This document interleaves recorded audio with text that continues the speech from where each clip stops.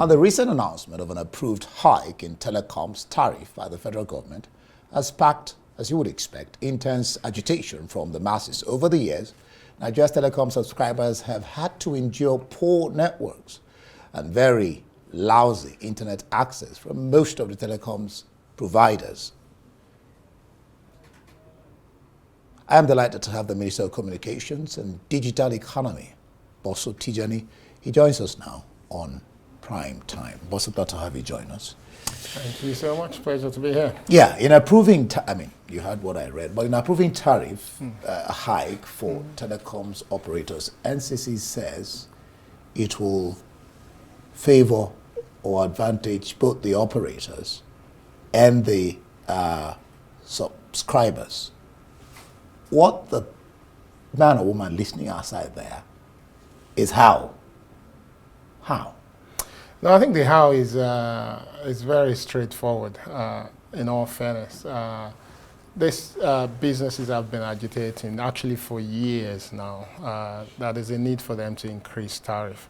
Of course, the justification which we met, and it's always been the focus is on sustainability.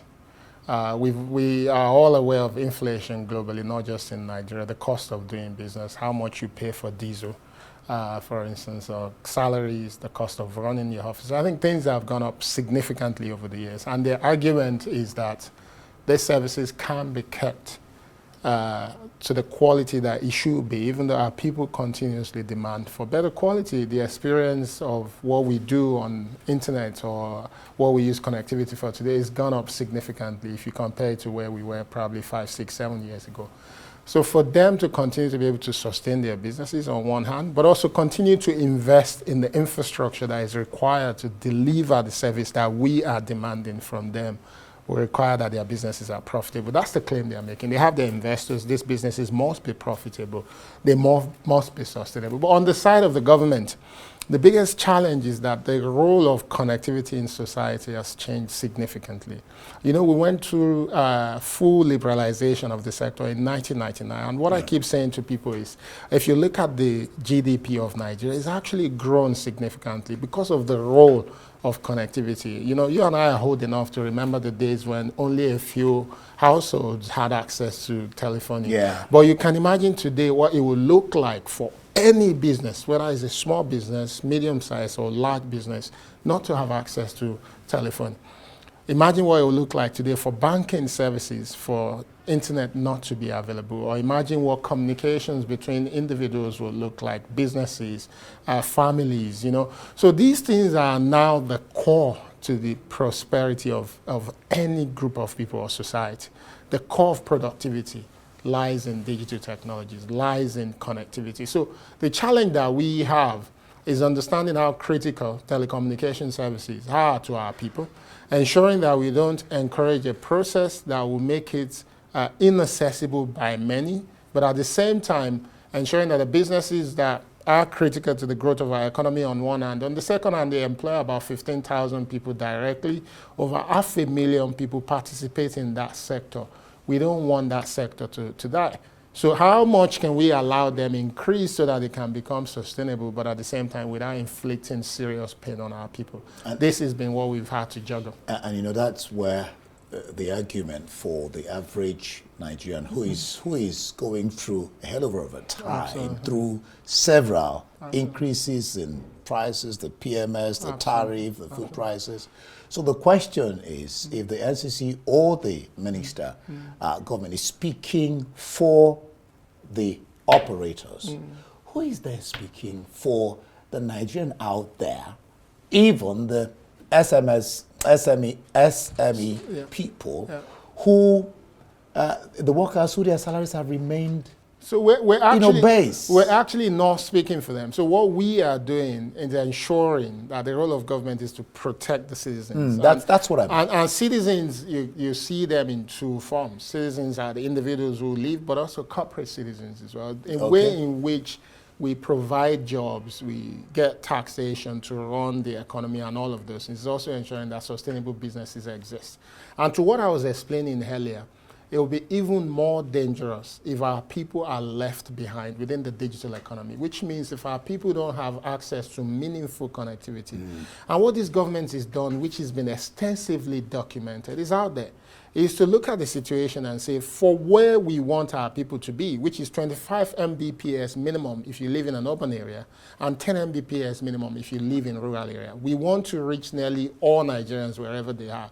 We've realized that government cannot leave it to private sector alone, which is why government today is also now investing in infrastructure that we know will help these MNOs to be able to reach our people. Because typically the way they operate is they will invest significantly in places where they have critical mass of people. They'll invest where they think there are economic activities, because these are places where people will be able to buy their services. But in the world we live in today, we have evidence to show there are research projects that have demonstrated, particularly in Nigeria, the impact on the livelihoods of people, the welfare of households when they have access to connectivity. Yeah. Because automatically it means they have access to information, they have access to job. You've seen what connectivity is done for our people. A lot of the young people now produce kits and make money off it on social media. A lot of people are now into skill set where they've actually learned online, and they're now using the skill set in things like entertainment,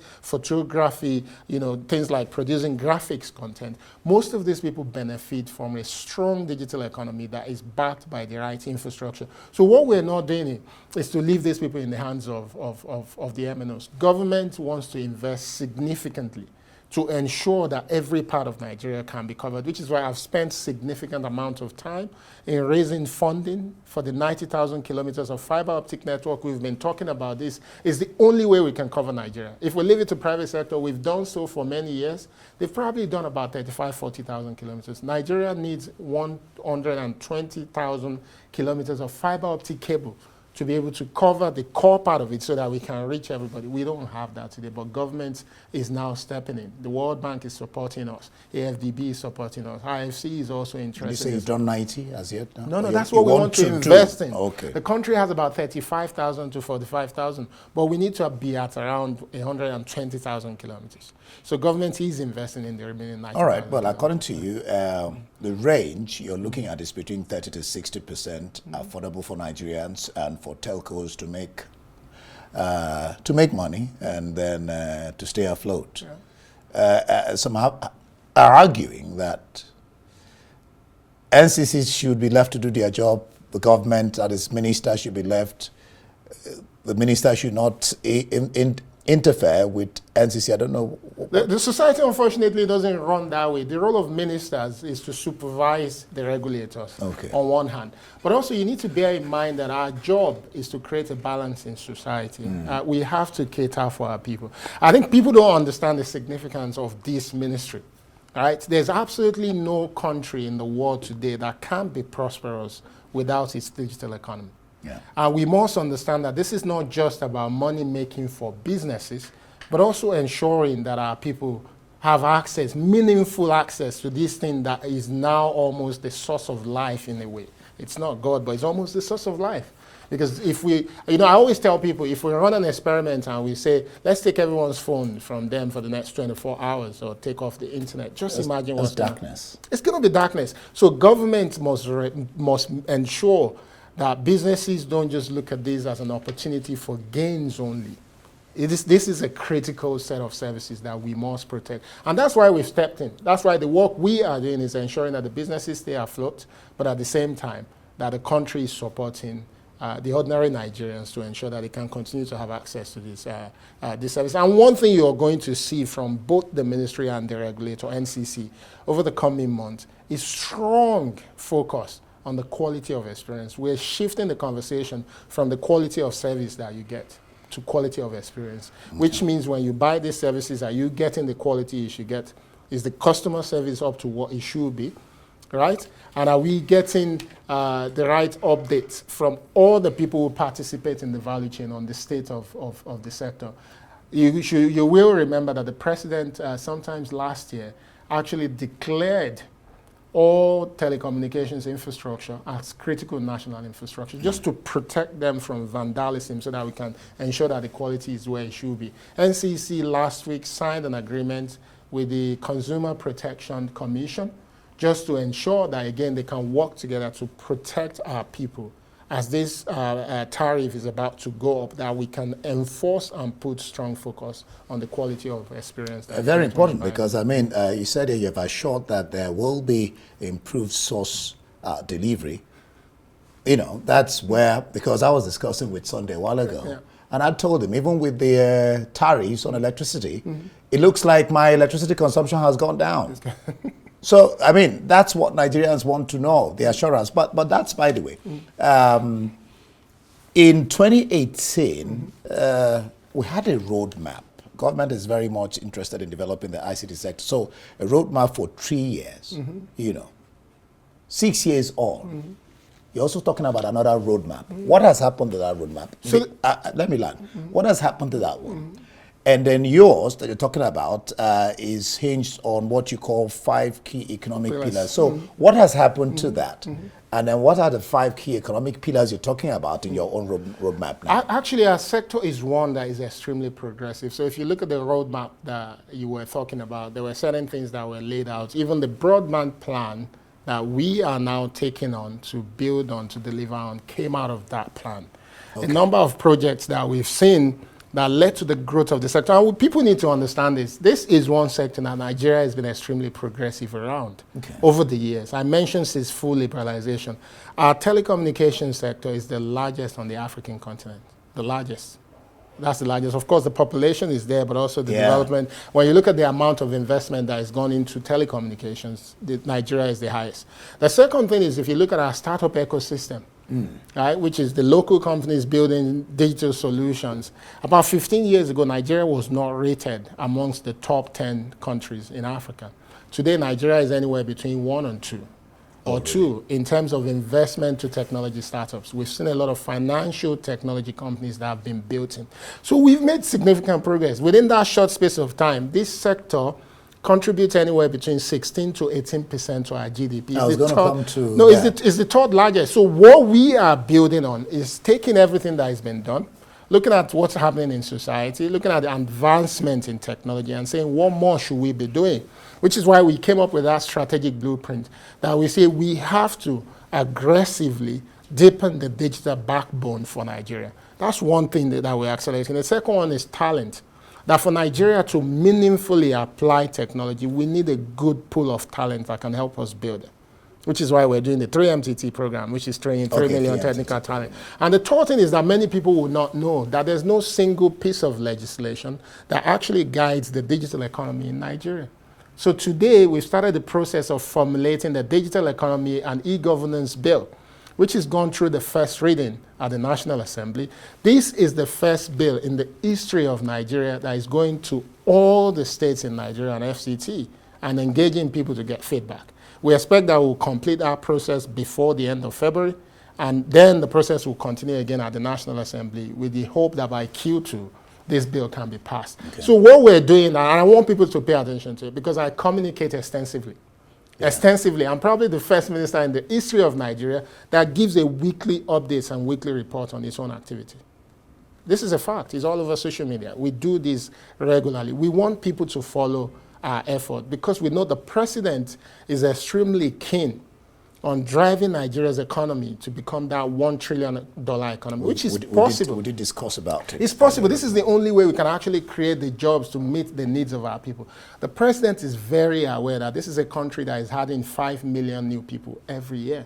So when we're saying our population is projected to be at about 500 million by 2050, that's a fact. The numbers are there.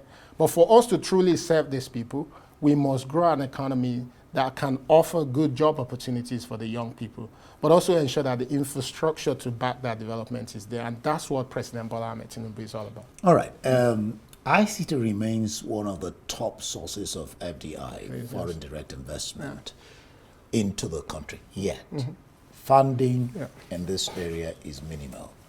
Any plans? I mean, I think that was it 2017 or 2015? He brought in $32 billion or so. Yet, out of all that, I think it was just 2 billion or so that went into FDI. So, any plans to increase funding and increase FDI inflows? Into we are working actively on that. We've started seeing good results. People are not paying attention to this. Last year, Q1 last year, FDI to the sector was around $199 million. Guess what? The same time in 2023, it was just under or about $30 million. Oh, that's about more than More than 6x, times, yeah. Actually, what we did in Q1 last year was almost the entire thing that was done in the whole of 2023. So by the time you had Q2, Q3, and Q4, last year was an extremely exciting What was year. responsible for that? I think part of it is investment follows reforms and the body language. This is a president that believes strongly in free market. And a lot of people don't understand that. You know, investors will go where they think the market is free to actually be itself. And the only way we can truly create jobs for our people is by allowing investment in. Government is not the one that is going to create the jobs. Yeah. When people feel comfortable that they can invest in the ICT sector, which we're seeing more satellite companies coming into Nigeria, right? Starlink is already there. Kuiper from Amazon is also coming into Nigeria. There's a lot of people that are now investing in things that we call fiber to home, which Nigerians have never experienced before, only a few people. But this is going to become a reality. In fact, we're signing an agreement next week with a company that is called Wyok, that is aiming over the next 3 years to connect 3 million homes in Nigeria to fiber. So you're seeing this investment is already growing because they see the effort we're making. This 90,000 kilometers that we've been talking about, there's the local internet service provider that told me that when the government announced this program, they extended to 10 more states. They expanded their services to 10 more states. And the reason why they did that is before now, if they have to provide internet services to homes outside of Lagos, they have to ride on towers of the MNOs, which means they have to pay expensively to be able to ride on that. If we lay the cable, the CEO of this company says their cost of sales will go down by 90%. So this company can now invest more. Many more people can get access to internet at home as against only on your mobile. And if you do that, the quality is going to go up because there's a limit to what you can actually use on the phone. But when you have fiber to home, you will change the game. There will be more investment opportunity. For instance, we're considering that if internet is more ubiquitous and available, we now have a strong case to have conversations with manufacturers of mobile phones that they must either manufacture locally or they must manufacture the batteries that they use locally. Because you know what? We have a good stock of lithium, which is used for the battery. So even if they can't manufacture the whole thing yet locally, we can enforce that they must use the batteries that we have. If we do that, that's going to create more job opportunities for in the mineral resources space. Factories will come into the country. These are the difficult decisions that this government is working on. That's why the president is quite heavy on infrastructure. When you have strong foundational infrastructure, you will end up with an economy that can create significant job opportunities for your people, and that's what we need in this country. All right, just talk briefly about ICT hubs. So the ICT hub, I didn't feel, is actually part of your last question, which is how do we drive more inflow, right? So the first one is doing what we're doing. The second one is that we've looked at it over the last 10 years. All of a sudden, Nigeria became one of the top 2 destinations for startup investment, where we're now seeing, just for the startup space alone, we're seeing about $1 billion a year. And what we've realized that over 90% or so of that funding is coming from the 4th largest economy in the world, which is the California area of the US. Okay. California area alone is the 4th largest economy in the world. So we also call it in the startup space the San Francisco Bay Area. Okay. So the bulk of the funding is from there. As God will have it, Nigerians, our forefathers in the past, bought a property on one of the most expensive streets in San Francisco Bay Area. And that property is there, it's not been used in a few years. We saw it, and this government last year approved at FEC that we should convert that property to what we now call the startup house. In California? In California. So the opportunity will be that technology founders that are building here, because they have to go there to raise money, and they've done it in the past through 2 platforms, some 2 accelerator programs, which has a limit to how many Nigerian companies they can take in. But our people will now be able to apply to go there. We'll have 10 founders going there every quarter, which means 40 Nigerian technology companies can actually go to the Bay Area. This house will become their address. These are people that will be well vetted. They will be able to stay in the house while they are there for 3 months at a time. And for those who know that area, if you want to rent a room there, just a room is about $5,000 a month. Yeah. So this is what their government will be doing for them. And we're linking the house to Nigerians in diaspora who work already in the San Francisco Bay Area so that we can design a strong program that can connect Nigerian founders to investors. So our hope is that by 2027, whilst Nigerian founders are bringing in just about $1 billion to the technology startup ecosystem today, we're projecting that we should be able to raise that to $5 billion a year by 2027. All right, thank you, sir. Very interesting discussion, very interesting chat. One will just hope that as you're painting the picture so lovely, you look like a good salesman. You're sounding like a good salesman. Not selling. I actually expect that the media should follow up and keep tracking. But that's why you're here. That's why we're doing what we're doing. All right, that. Thanks for your support. Tijani, thank you, Minister. Thank you so much. Good to have you here. Well, that's it for this edition of Prime Time. Arise Prime Time. Do join us again tomorrow. For me and the entire team here in Abuja, goodbye and thank you for watching.